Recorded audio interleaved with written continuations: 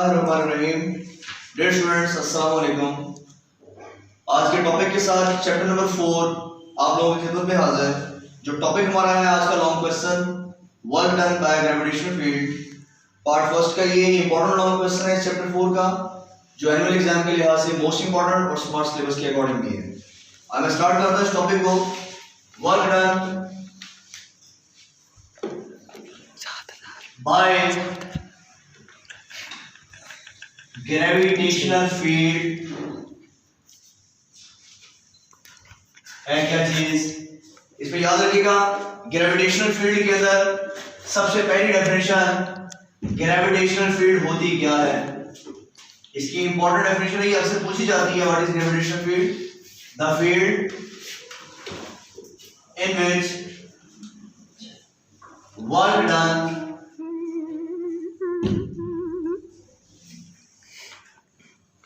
work is done under gravitational force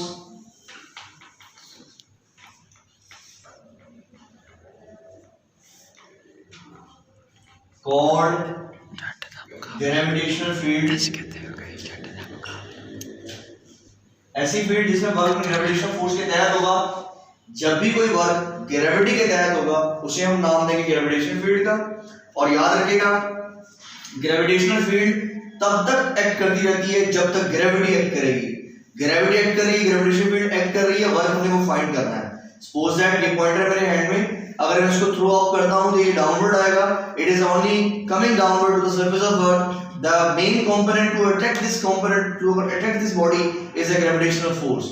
और वो gravitational force within movement, within the motion जब तक act करती रहेगी, बॉडी या अपवर्ड जाएगा या डाउनवर्ड। तो any body which is fired और thrown in the upward direction will come back to the surface of earth due to the gravitational force or the gravitational field। अब मैं इसको एक्सप्लेन करूंगा gravitational field को, इसके तहत work कैसे होगा। हम एक पाथ बनाते हैं, देखते हैं। सपोज दैट हमारे पास ये जो मैं पाथ ड्रॉ कर रहा हूं, इसमें 3 पार्ट्स बनाऊंगा। ये ओरिजिन है, ये पॉइंट ए, ये वाला पॉइंट हमारे पास अगर मैं बनाता हूं इधर से, ये वाला पॉइंट हो गया बी, ये पॉइंट सी, और ये वाला पॉइंट क्या बन गया अगेन डी। तो ये क्लोज पाथ बन गया। पहले पॉइंट में ये मेरे पास एक बॉडी है जिसकी मास m है, इस तरह मूव कर रहा है। ये डिस्प्लेसमेंट और डाउनवर्ड को एक्ट करने वाली कौन सी चीज? Gravitational force. बॉडी यहां पहुंच गया। अगर मैं कहता हूं बॉडी अपवर्ड मूव कर रहा है तो आप जरा गौर कर सकते हैं, ये डिस्प्लेसमेंट डाउनवर्ड एक्ट करने वाली फोर्स का नाम ग्रेविटेशनल फोर्स। अगर बिल्कुल इसी तरह यहां पर यही बॉडी बनाऊं तो बॉडी यहां पर मूव कर रहा है इस तरफ, ये कौन सा? डिस्प्लेसमेंट और डाउनवर्ड एक्ट करने वाली फोर्स ग्रेविटेशनल।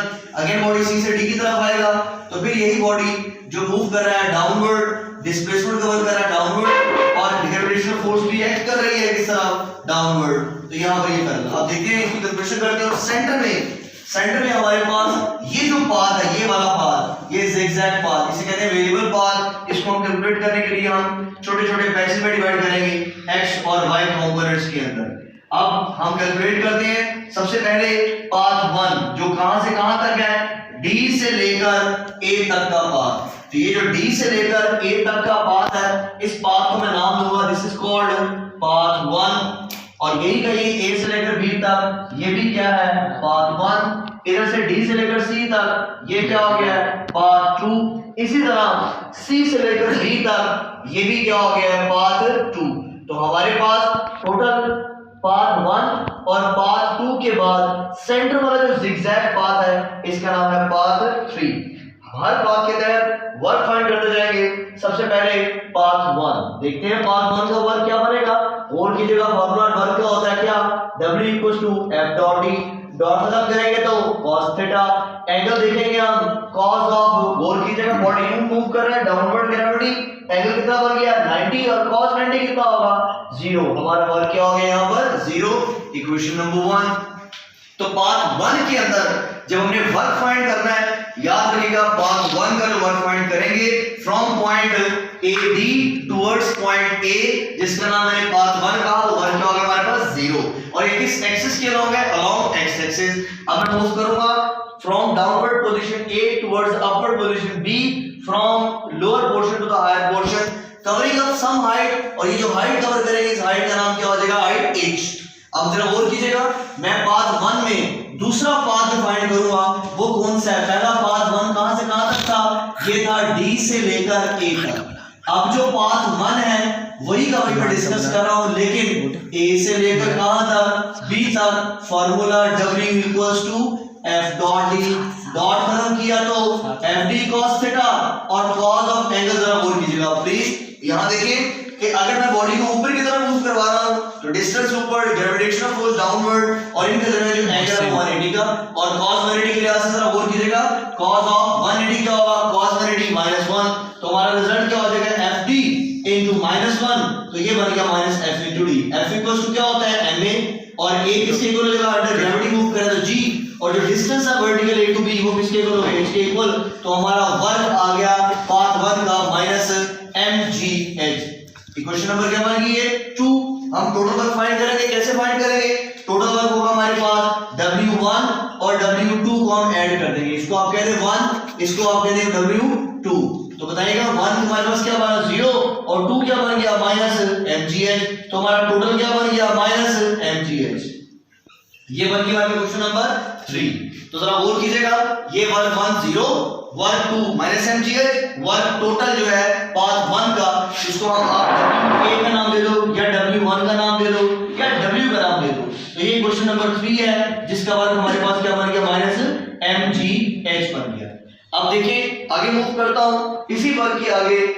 हाँ जी, यहां तक तो हो गया वर्क 3। अब मैं आगे मूव करता हूं सेकंड पाथ के लिए, जिसको हम कहेंगे पाथ 2। अब पाथ 2 जब फाइंड करेंगे वो कहां से कहां करेंगे? पहला पॉइंट D से लेकर C तक। तो work D to C, body upward जाएगा या डाउनवर्ड को डिपेंड करता है। पहले मैं देखो बताता हूं आप लोगों को, बॉडी पहले जाएगा D से लेकर C तक। अगर बॉडी D से लेकर C तक जाता है तो बॉडी ऊपर जा रहा है, ये डिस्टेंस, और नीचे कवर करने वाली क्या है? Centrifugal force, gravity. तो W इक्वल्स टू क्या होता है? F dot D। अब FD की जगह एंगल क्या बनेगा? FD cos of theta. अब एंगल क्या है? cos of 180। क्यों cos 180? बॉडी अपवर्ड जा रहा है, डिस्टेंस अपवर्ड हो रहा है, ग्रेविटी डाउनवर्ड है, एंगल 180 यहां तक बिल्कुल ऐसे। तो इसका मतलब हमारा रिजल्ट क्या हो जाएगा? FD into -1, तो रिजल्ट क्या हो गया? -FD। ये बिल्कुल ऐसे आया। F equals to ma, a किसके इक्वल? g। हमारा रिजल्ट बन गया W इक्वल्स टू -mgh, और इक्वेशन बन गई हमारे पास ये 4। इक्वेशन क्या बन गई? W इक्वल्स टू -mgh बन गई। अब ये जो इक्वेशन हमारे पास जो ड्राइव हुई है, ये क्वेश्चन नंबर 4 जो बनी है, ये सेकंड पार्ट के लिए है D to C। लास्ट की तरफ चलता हूं। हमारा जो नेक्स्ट वर्क है वो कहां से कहां तक है? C से लेकर कहां तक? B तक। C से लेकर B तक। अब जब C से B तक मैं यहां क्लियर बता रहा हूं, तो हमने पाथ 2 का वर्क मालूम करना है C से लेकर D तक। तो और कीजिएगा, C से D तक, C से सॉरी B तक बनेगा। तो ये क्या बनेगा? बॉडी यूं जा रहा है, ग्रेविटी डाउनवर्ड, एंगल 90, तो F डॉट D डॉट खत्म करेंगे तो FD cos ऑफ थीटा। अब देखिए FD cos ऑफ थीटा में होगा क्या? ये F है, F और D ये D है, तो FD cos ऑफ 90, और cos 90 क्या होता है? 0। C to लेकर B तक हमारा वर्क क्या होगा? 0। अब इक्वेशन क्या बन गई हमारे पास? ये 5। जैसे हमने 1 और 2 को ऐड किया था हमारा वर्क आया था, इसी तरह मैं वर्क 3 को, और वर्क हमारे पास कौन सा? ये 4। तो वर्क 3 और वर्क 4 को जब ऐड करेंगे तो टोटल वर्क क्या होगा? वर्क 3 वर्क 4 क्या होगा? 0 प्लस -mgh, सॉरी उल्टा लिख दिया, पहले क्या होगा? -mgh प्लस क्या होगा? 0। तो रिजल्ट क्या बन गया? -mgh। ये हमारा वर्क निकल आया। आप कह सकते हैं इक्वेशन नंबर 6। अब इक्वेशन नंबर 6 आ गई, इक्वेशन नंबर 3 आ गई। ये दोनों इक्वेशन हमें ये शो करवा रही है हमारा टोटल वर्क जो है, एक पाथ 1 का और दूसरा पाथ 2 का। ये जो पाथ 1 और पाथ 2 के जो दोनों वर्क है, इन दोनों वर्क के लिहाज से अब हम फाइंड करेंगे इसका टोटल वर्क। क्या फाइंड करेंगे? इसका हम टोटल वर्क। अब याद रखिएगा इसको टोटल वर्क कैसे फाइंड करते हैं लास्ट में। ये जो आखिरी डायग्राम D से B तक जो मैं बता जा रहा हूं आपको, इधर मैं आ रहा हूं, लास्ट पॉइंट है हमारे पास पाथ 1 पाथ 2 के बाद फाइनल पॉइंट जिसको हम नाम देते हैं इसका पाथ 3 का। कौन सा पाथ है? ये पाथ 3। तो और के लिए पाथ 3 में हम वर्क फाइंड करेंगे। तो पाथ 3 के लिए जो हम वर्क फाइंड करते हैं उसको हम कैलकुलेट करते हैं। वर्क इक्वल्स टू जो पाथ 3 है वो D से लेकर कहां तक है? B तक है। अब जरा और की जगह हम फार्मूला जानते हैं F into D। अब FD cos थीटा भी हम जानते हैं, F इक्वल्स टू क्या होता है? ma। लेकिन आप जरा और की जगह यहाँ जो डिस्टेंस है ना, वो बहुत सारे कंपोनेंट्स के हैं, एक डिस्टेंस अलोंग x और एक डिस्टेंस अलोंग y। तो याद रखिएगा हमारे पास जो कंपोनेंट है वो कौन कौन से डिस्टेंस में, delta x1, delta x2, delta x3 और डेल्टा, यानी ये हमारे पास x1, ये x2, ये x3, ये xn। इसी तरह जो वर्टिकल है ये y1, ये y2, ये y3 और ये yn। अब टोटल वर्क फाइंड करने के लिए हम देखते हैं x वाले जितने भी कंपोनेंट हैं सबका वर्क 0, इसमें भी वर्क 0 था, इस तरह भी वर्क 0 है, तो जितने हॉरिजॉन्टल कंपोनेंट सबका वर्क क्या होगा 0, तो बचेंगे सिर्फ क्या, वर्टिकल कंपोनेंट। तो याद रखिएगा डेल्टा x1 की जगह पर delta y1, delta y2, delta y3 और डेल्टा yn। अब f इक्वल क्या होगा ma, और यहां पर डेल्टा y1, y2, y3 सबको मिलाते जाएं तो ये क्या बनेगा h हाइट इक्वल, तो बाकी रिजल्ट क्या बनेगा हमारे पास, ये बन गया माइनस mgh। मैंने माइनस क्यों यहां प्लेस किया, याद रखिएगा डॉट खत्म करते हैं तो cos हमारे पास क्या आ जाएगा 180, क्यों, क्योंकि ये वर्टिकली अपवर्ड मूव कर रहे हैं, तो वर्टिकल अपवर्ड मूवमेंट की वजह से हमारे पास टोटल वर्क निकल रहा है, वो कितना आ गया माइनस mgh। तो इक्वेशन क्या बनेगी, ये 7। लास्ट टाइम इक्वेशन नंबर 3, ये इक्वेशन नंबर 6 और ये इक्वेशन नंबर 7 हमें ये शो करवाती है from 3, 6 and equation number 7 all these equation shows that कि वर्क डन किसी पाथ के ऊपर डिपेंड नहीं करता, तो टोटल हमारा वर्क क्या रहा, सेम रहा, और वो कितना रहा माइनस mgh। और इस किस्म की फील्ड जहां पर वर्क पाथ पे डिपेंड नहीं करता उसे हम कहते हैं कंजर्वेटिव फील्ड। तो याद रखिएगा हमने क्या प्रूव किया, work done by gravitational field, हमने ये प्रूफ किया ग्रेविटेशनल फील्ड इज इंडिपेंडेंट, ये क्या है, इंडिपेंडेंट है ऑफ पाथ फॉलोड, यानी जो भी पाथ हम अडॉप्ट करेंगे उसके ऊपर ये डिपेंड नहीं करता, जो मर्जी पाथ जिस मर्जी पाथ से आए हमारा वर्क क्या रहेगा सेम, और उस वर्क का जो रिजल्ट है हमारे mgh वो सेम रहेगा, वो चेंज नहीं होगा।